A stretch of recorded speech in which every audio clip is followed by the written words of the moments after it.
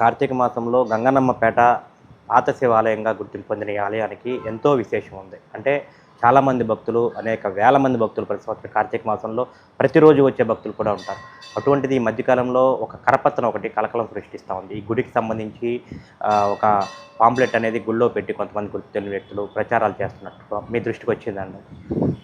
వచ్చిందండి. మా దృష్టికి వచ్చింది.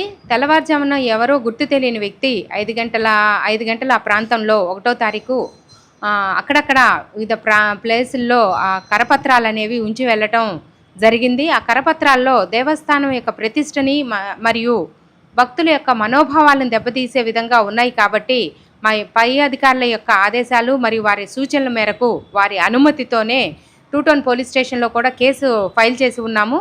కాబట్టి పోలీసులు వారి బాధ్యతను వాళ్ళు నిర్వహిస్తానన్నారు. కాబట్టి ఎవరనేది కూడా తప్పకుండా కూడా అందులో సత్యాసత్యాలు కూడా తప్పకుండా బయటకు వస్తాయి. ఇది ఫేక్ న్యూసు. కాబట్టి పోలీసులు ఈ విషయంలో కూడా చాలా గట్టిగా ఉన్నారు. కాబట్టి చట్టం తన పని తను చేసుకుంటూ పోతుందండి.